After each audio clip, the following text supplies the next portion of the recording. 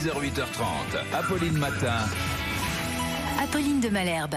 Il est 6h42 sur RMC et RMC Découverte. C'est une première en France. Les ralentisseurs sont visés par une information judiciaire. Et notamment, ces ralentisseurs qu'on appelle les coussins berlinois, qui sont ces espèces de petits ralentisseurs en caoutchouc qui font pas toute la largeur de la chaussée, qui sont au milieu, un peu carrés, qu'on essaie de contourner en voiture. Bonjour Thierry Modolo-Dominati.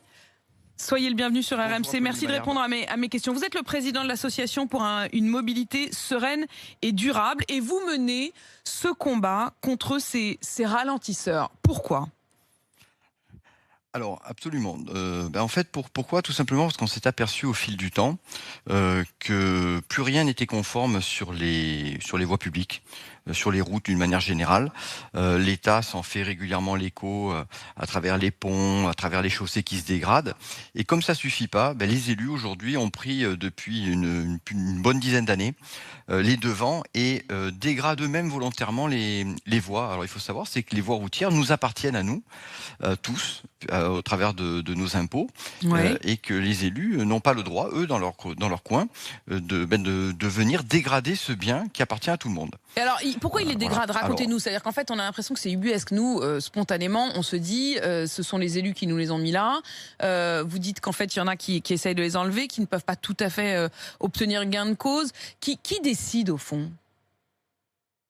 Alors c'est l'élu tout seul dans son coin qui décide d'implanter où il le veut sans se mettre en conformité avec la loi, sans se mettre en conformité avec les normes de construction, sans se mettre en conformité avec par exemple la fameuse réponse ministérielle qui a expliqué très clairement le fait que les coussins berlinois en caoutchouc vulcanisé n'étaient plus du tout autorisés donc depuis 2009 sur les voies publiques. Et pourtant on en voit tous les jours. Ça, c'est quand même et tous les jours un peu délirant. plus. Quand on vous entend et qu'on réalise que c'est illégal depuis 2009, je pense qu'il n'y a personne qui nous écoute qui n'en ait pas vu quasiment tous les jours. Il y en a partout. Il y en a partout. Et c'est donc illégal. Il y en a partout un peu plus tous les jours. Et il y en a partout un peu plus tous les jours. Oui, donc c'est pas simplement ceux qui étaient là avant 2009, c'est qui continuent à en être implantés. Alors, pour les coussins berlinois, ceux qui étaient là avant 2009, malheureusement, il n'y en a plus, puisqu'ils se dégradent à une très grande vitesse. Néanmoins, ils sont systématiquement remplacés, et puis quand ça suffit pas, on en rajoute. Alors, pourquoi le gouvernement, à l'époque, au travers de M. Bussereau, a interdit les coussins berlinois en caoutchouc vulcanisé? Pour la bonne et simple raison, c'est qu'ils ont fait des constats, il y a eu des accidents, ils ont fait des constats comme quoi cette matière se dégrade très vite dans le temps, comme quoi son ancrage au sol qui tient avec des grandes vis de 20 cm, là aussi se dégrade très très vite. En plus de ça, dès l'instant où c'est un petit peu humide, ça devient une véritable patinoire. C'est-à-dire qu'un deux roues va chuter très facilement, et on en a malheureusement en justice aujourd'hui. Une voiture va glisser, et souvent, vous le disiez tout à l'heure, les gens essaient de les éviter en ne mettant que deux roues dessus.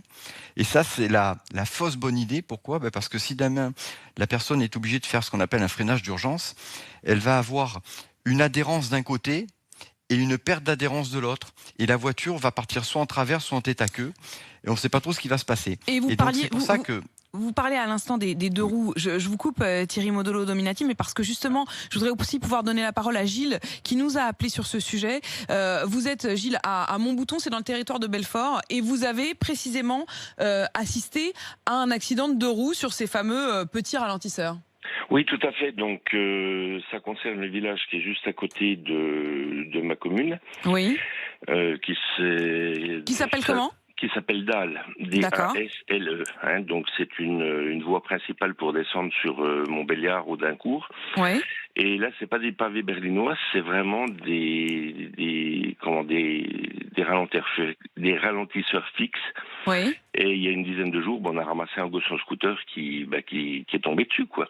C'est des ralentisseurs. Alors, on s'est amusé à faire 2-3 relevés avec un collègue. Là, c'est des ralentisseurs qui oscillent entre 20 et 30 cm de haut. 20 et 30 cm, c'est totalement illégal. Gilles, je voudrais justement que Martin Bourdin nous rappelle les règles. Exactement, alors il y a plusieurs règles. La première recommandation sur les ralentisseurs, elle date de 1994. C'est une norme AFNOR 98-300, c'est un nom un peu barbare. Mais en gros, cette norme, elle explique que la hauteur maximale des ralentisseurs est de 10 cm normalement.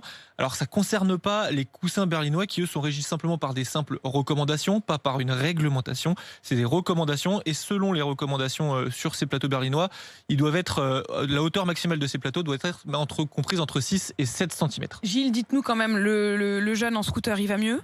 Oui, ben enfin, il avait pas grand-chose, mais enfin, il est quand même tombé. Ouais. Alors, à titre indicatif, moi, j'ai une voiture qui est relativement basse, je touche fréquemment, et c'est limité à 30 km/h. Je défie quiconque de passer à 30 km/h sur ces ralentisseurs. Et résultat des courses, je vais plus chercher mon tabac, je vais plus chercher ma viande, ni mon oui, pain. Vous avez carrément renoncé à ce chemin. Quand il faut que je descende sur Montbéliard, je passe par une autre route, voilà. Ouais, vous changez carrément de chemin. Merci on Gilles. a boycotté, voilà. Ouais, vous boycottez, mais enfin, du coup, c'est vous qui êtes obligé de vous adapter, quoi. Merci Gilles. Thierry Modolo-Dominati, quand vous entendez ce témoignage de Gilles, un ralentisseur qui fait bien plus de 10 cm visiblement, qui non seulement est un danger, puisqu'on l'entend, il y a un jeune qui a glissé, mais qui est aussi extrêmement pénible pour les voitures qui touchent. Quand vous avez porté plainte contre la métropole de Toulon et du département du Var, eh bien, une information judiciaire pour mise en danger de la vie d'autrui a été ouverte. Quelle est la suite maintenant ? Alors, juste avant de vous dire quelle va être la suite, pour rebondir sur ce que vient de dire votre journaliste en plateau, en parlant de recommandations, il faut savoir c'est qu'aujourd'hui, on a 450 000 ralentisseurs en France, tout type confondu. Oui. Je mets au défi quiconque de m'en trouver un qui est conforme. Il y a certains de vos collègues journalistes qui ont essayé, ils n'ont jamais réussi. Il faut savoir une chose, c'est qu'on est dans cette situation parce qu'un organisme qui s'appelait avant le CERTU, qui aujourd'hui s'appelle le CEREMA, que les gens connaissent plus sous le nom de experts en sécurité routière, ont pondu ce fameux guide afin d'inciter les élus à contourner la loi. Pour très vite vous dire ce qu'il en est, tout le monde sait ce qu'est un trapèze. Eh bien, ces gens-là, on dit un trapèze qui fait 10 cm de haut, c'est un trapèze. Un ralentisseur de la même forme qui fait 15 ou 20 ou 25 ou 30 cm de haut, c'est plus un trapèze. Ils ont réécrit des théorèmes qui datent de 500 ans avant Jésus-Christ. Ils sont extraordinaires. Et quand vous leur posez la question en direct au téléphone, et que vous leur dites, mais moi, le premier dessin que je vous présente, c'est un trapèze, et le second, pour moi, c'est aussi un trapèze. On a l'impression d'une discussion complètement surréaliste. Ça n'engage que vous. Ça n'engage que vous. Ça n'engage que vous. C'est extraordinaire. Alors, pour revenir à notre discussion, sur mon parcours, j'ai 15 km de porte-à-porte entre ma maison et mon bureau. J'ai 25 ralentisseurs. Ces 25 ralentisseurs font en moyenne 25 cm de haut. Donc ce que dit ce monsieur ne me choque pas du tout, c'est mon quotidien.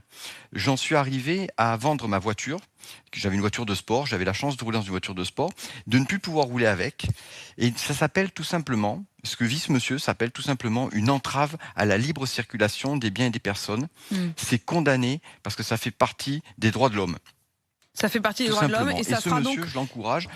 À faire comme vous, à porter plainte finalement, parce que on le voit, une information judiciaire a donc été ouverte pour mise en danger de la vie d'autrui. Merci beaucoup, merci Thierry Modolo-Dominati pour toutes ces explications